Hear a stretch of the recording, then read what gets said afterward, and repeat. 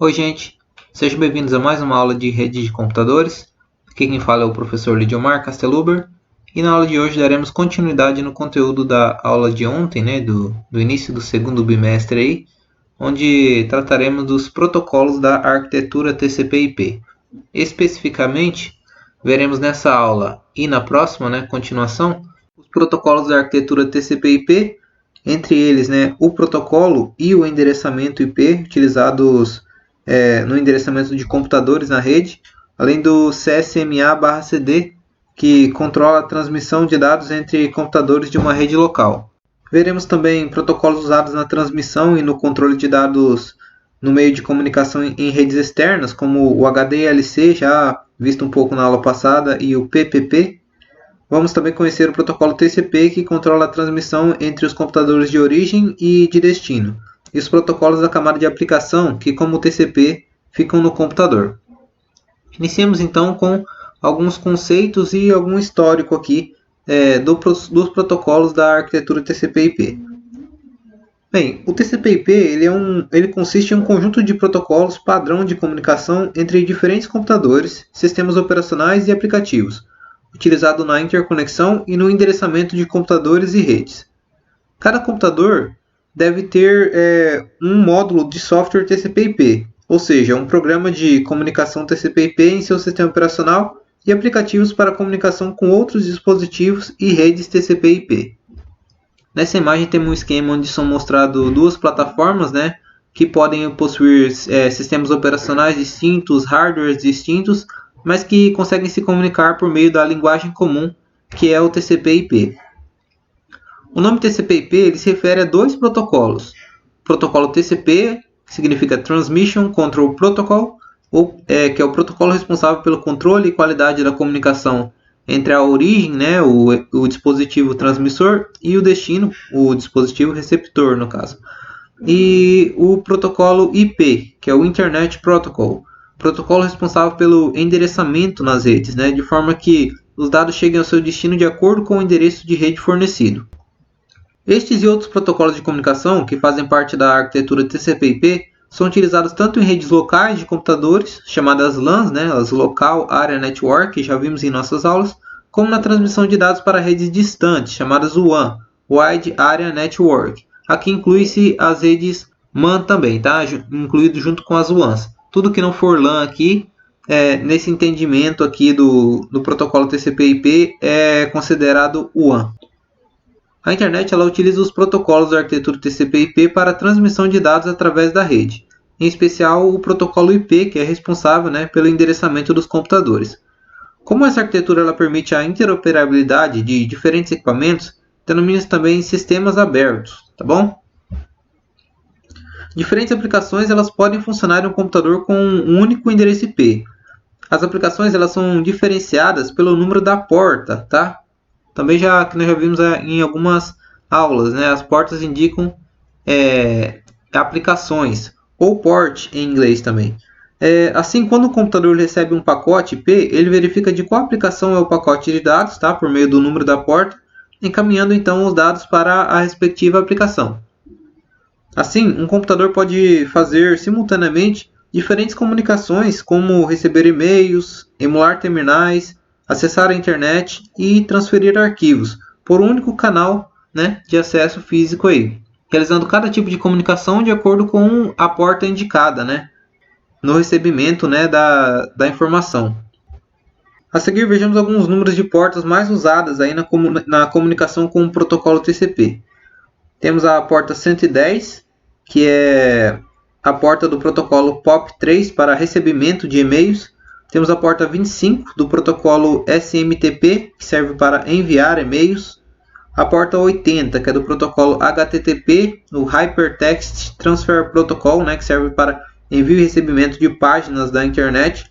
Temos a porta 23, que é do protocolo Telnet, para acessar e simular terminais de outros computadores. E a porta 2021, que é a porta do protocolo FTP, para fazer a transferência de arquivos entre computadores. O protocolo IP ele é responsável também pelo encaminhamento dos dados na rede por meio de endereços. Cada computador ele possui um endereço IP na rede, pelo qual ele é identificado. O endereço IP ele é composto por 4 números separados por ponto. E agregado ao endereço IP temos também uma máscara de subrede ou subnet máscara, né? Subnet mask, máscara de subrede, né? Ou máscara de endereço, que especifica a parte do endereço que representa o número da rede e a parte que representa o número do computador na rede. Aqui nessa imagem temos um esquema, né, onde os computadores são interligados em uma rede local, né, com seus respectivos endereços IP.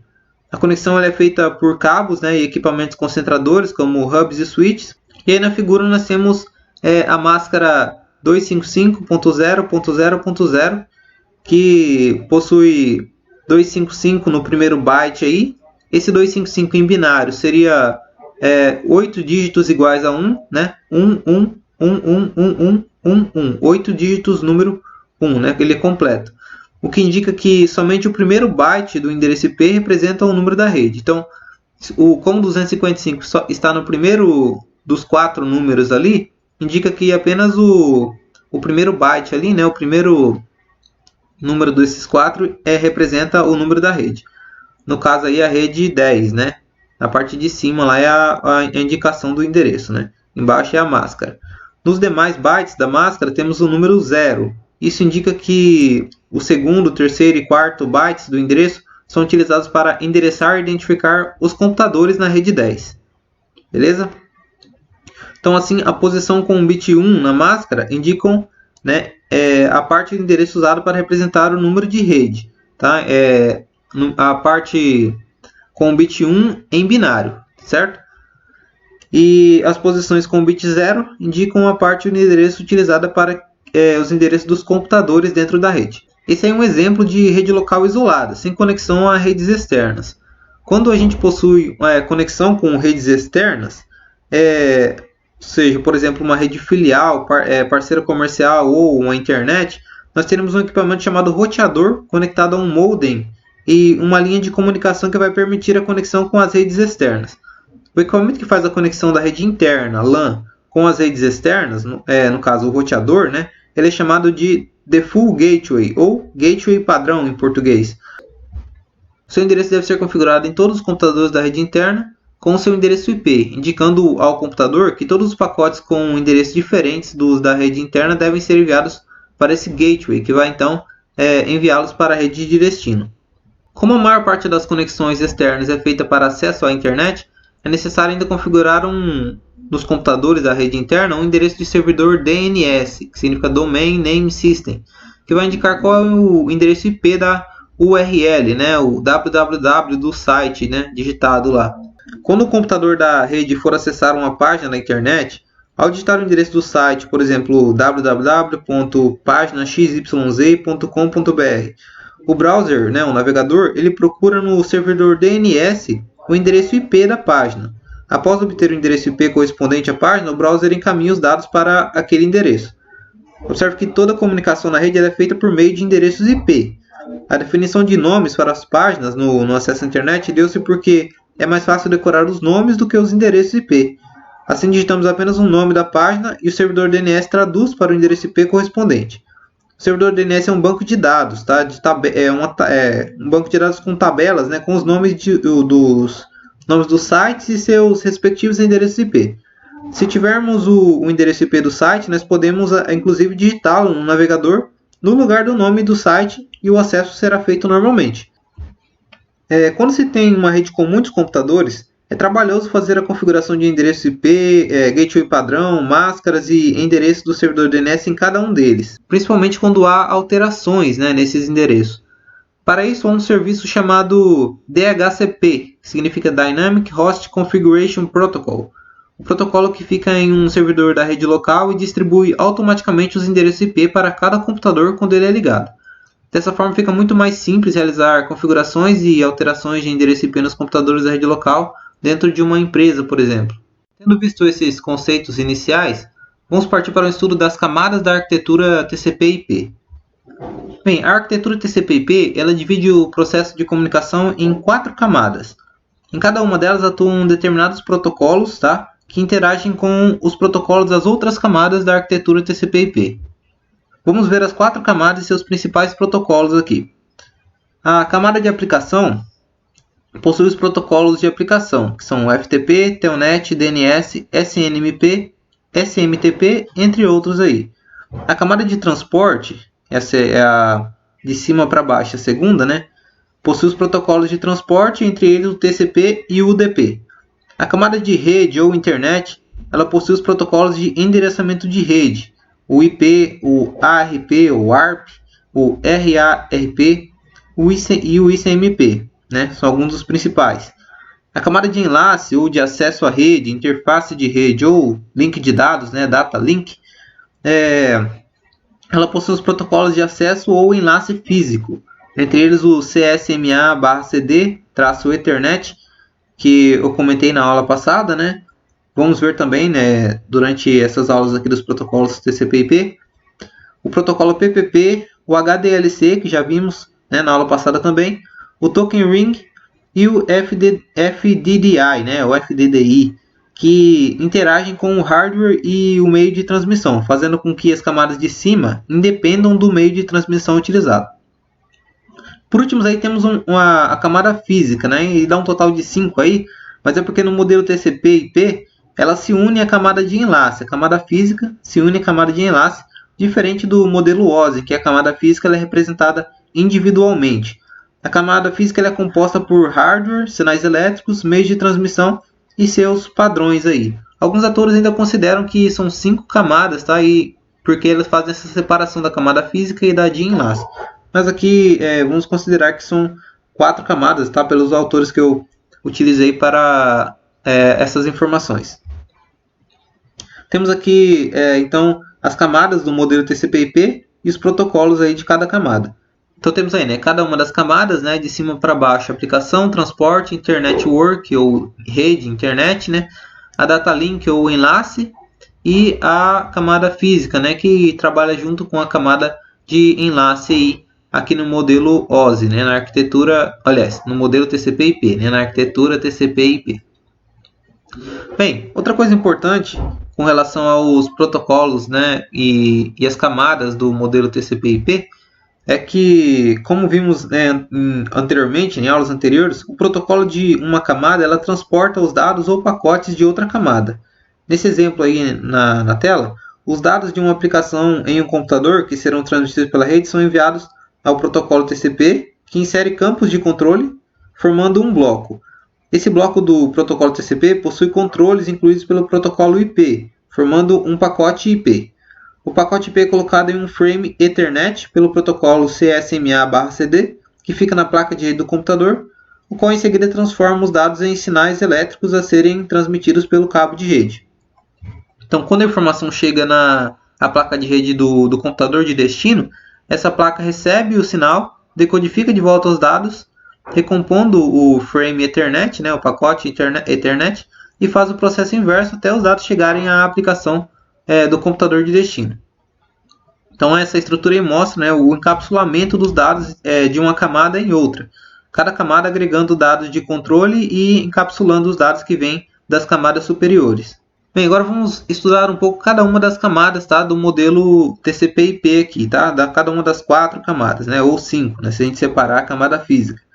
Primeiro, começando pela camada de aplicação. Nessa camada ficam os protocolos responsáveis pela comunicação dos dados transmitidos com as aplicações que ficam no computador. Vejamos agora alguns protocolos da arquitetura TCP/IP que atuam nessa camada de aplicação. Temos o primeiro protocolo Telnet, que significa Terminal Emulation. Ele é um protocolo que acessa as informações e configurações de outros computadores como um terminal. Ele utiliza a porta 23 do TCP para se comunicar com a camada de transporte. Então, dessa forma, todos os pacotes de dados recebidos com a porta 23 no segmento TCP são enviados para a aplicação Telnet. Temos depois o protocolo FTP, né, o File Transfer Protocol, né, protocolo de transferência de arquivo. Ele é um protocolo que faz transferência de arquivos, criação e alteração de diretórios entre 2 computadores. Utiliza as portas 20 e 21 do TCP. Aqui nessa imagem nós temos uns computadores, né, trocando arquivos, né, com outro computador, utilizando o protocolo FTP, no caso aí por meio da internet. Depois temos o protocolo SNMP, o Simple Network Management Protocol. É um protocolo para envio de informações de gerenciamento e controle dos equipamentos da rede para um servidor de gerenciamento. Ele fica carregado como uma aplicação nos computadores que são gerenciados e envia informações para o gerenciamento, sendo chamado de aplicação de gerenciamento cliente ou agente. Depois temos o protocolo SMTP. Talvez alguns de vocês já tenham ouvido falar, ele é um dos mais famosos. Ele significa Simple Mail Transfer Protocol. É o protocolo responsável pelo envio de mensagens de e-mail. É a aplicação de e-mail no computador que utiliza a porta 25 do TCP para se identificar. Ao trabalhar com esse protocolo, o SMTP, o gerenciamento e o monitoramento da rede é importante, pois esse gerenciamento, esse monitoramento, ele pode detectar falhas, quantidade de tráfego passando pela rede, disponibilizar dados para planejamento e documentação da rede. Temos aqui uma imagem que trata do gerenciamento de redes, tá? O protocolo SMTP, instalado nos computadores e equipamentos da rede que serão gerenciados, envia informações para um servidor central de gerenciamento. Então temos ali os computadores clientes, as máquinas clientes, e temos um computador servidor de e-mail com um protocolo também de gerenciamento ali, com o SNMP para gerenciar o tráfego da rede, a questão da detecção de falhas e assim por diante. Temos depois o protocolo HTTP, que é o protocolo de envio e recebimento das páginas web, as páginas da internet. É a aplicação do navegador, que faz a comunicação entre o computador e um servidor web.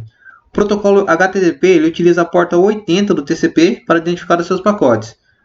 Assim, o HTTP é uma aplicação responsável pelo recebimento de páginas web e faz a comunicação entre o browser, o navegador no computador, e o servidor web que fornece as páginas solicitadas. Aqui temos uma imagem representando a atuação desse protocolo. Temos um computador cliente com um browser, um navegador, se comunicando com o computador servidor web, através do protocolo HTTP, utilizando aí como a internet aí como meio de comunicação. Depois temos o protocolo DNS, que significa Domain Name System, Ele é uma aplicação que associa o nome simbólico, www de um site ao seu endereço IP. Quando digitamos o nome de um site no navegador, a aplicação DNS transforma esse nome www, no seu respectivo endereço IP, já que na rede o que trafega, é o endereço IP e não o nome do site, Não sei se vocês lembram, mas algumas aulas passadas, no primeiro bimestre, nós vimos que o endereço IP ele é um endereço roteável, enquanto que os endereços www eles são endereços não roteáveis, O DNS ele utiliza a porta 53 do protocolo UDP. Vejamos aqui agora algumas outras considerações adicionais sobre a arquitetura dos protocolos TCP/IP, que são as seguintes. O conjunto de protocolos que compõem a arquitetura TCP/IP tem como objetivo interconectar diferentes sistemas e comunicações. A seguir nós vamos ver um quadro aqui com os principais protocolos da arquitetura. Na parte de cima constam as aplicações nos computadores que transmitem os dados. As aplicações utilizam sockets, pequenos programas que fazem a interface entre as aplicações e os protocolos UDP ou TCP. Na camada de rede vemos o protocolo IP, que cuida do endereçamento. Já na camada 2 temos o protocolo PPP e o ARP, que controlam a transmissão no meio físico. E por fim vemos embaixo o meio físico aí. Bem, por hoje era isso. Nós não terminamos ainda de ver esse conteúdo dos protocolos da arquitetura TCP/IP. Faltamos ver algumas outras camadas aí. A camada de transporte, a camada de rede, a de enlace e mais algumas coisas relacionadas a esse conteúdo. Nós queremos ver na próxima aula. Então era isso. Hoje não terá atividade, tá? A atividade eu vou deixar para depois que esse conteúdo for passado por completo. Depois, na próxima aula então, no caso, mas vou deixar um tópico no AVA para vocês marcarem a presença de vocês na aula de hoje, beleza? Então por hoje só, muito obrigado e até a próxima aula. Bom final de semana para vocês.